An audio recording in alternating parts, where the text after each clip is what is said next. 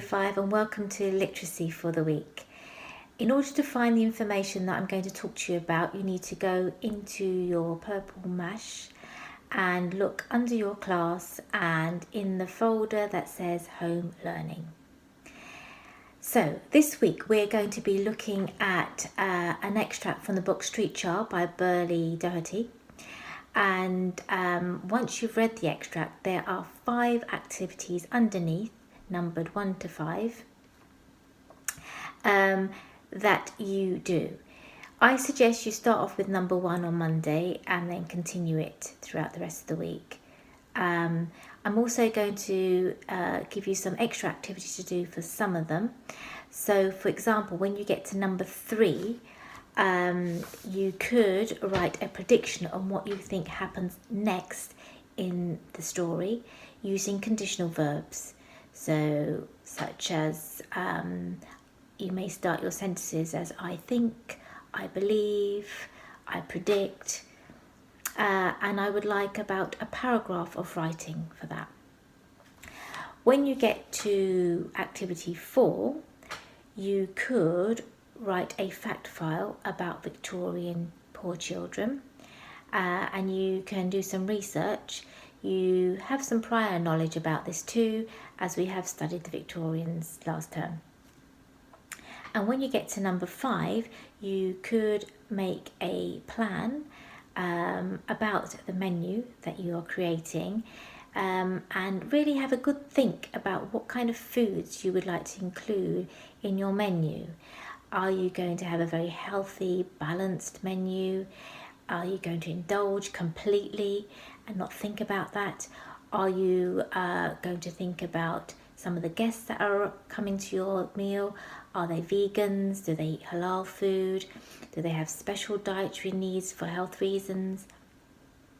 So you can make that like a mind map to help you before you actually create your menu. Then I'd like you to upload 2 activities, and one has to be a writing one, into Purple Mash. Now you go back into Purple Mash and find your name, and under your name you'll have a folder that says Home Learning. You have to upload those 2 activities there, so Miss Moon and I know where to look for them when we go to marking your work. All right? I've also recorded an audio version of the extract so you can listen to it. And there are 2 alternative worksheets that you can work from to do the activities if you find this one quite challenging. Okay? So just to remind you, we want the work in by Friday. So I think I've covered everything. If there's anything that you're not sure about, please email myself or Miss Moon and we will help you. Okay, I hope you have a great week and I'm really looking forward to seeing your work. All right, thanks. Bye-bye. Jim Jarvis hopped about on the edge of the road, his feet blue with cold. Passing carriages flung muddy snow up into his face and his eyes, and the swaying horses slithered and skidded as they were whipped on by their drivers. At last, Jim saw his chance and made a dash for it through the traffic. The little shops in the dark street all glowed yellow with their hanging lamps, and Jim dodged from one light to the next until he came to the shop he was looking for. It was the meat pudding shop. Hungry boys and skinny dogs hovered round the doorway, watching for scraps. Jim pushed past them, his coin as hot as a piece of coal in his fist. He could hear his stomach gurgling as the rich smell of hot gravy met him. Mrs. Hodder was trying to sweep the soggy floor and sprinkle new straw down when Jim ran in.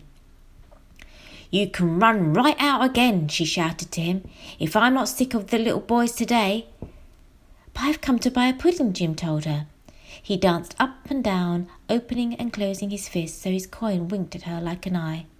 She prized it out of his hand and bit it. "Where did you find this, little shrimp?" she asked him. "And stop your dancing. You're making me rock like a ship at sea." Jim hopped onto a dry patch of straw. "Ma's purse, and she said there won't be no more, because that's the last shilling we got, and I know that's true because I emptied it for her. So make it a good one, Mrs. Hodder. Make it big and lots of gravy." He ran home with the pie clutched to his chest, warning him through his cloth wrapping. Some of the boys outside the shop tried to chase him, but he soon lost them in the dark alleys, his heart thudding in case they caught him and stole the pie.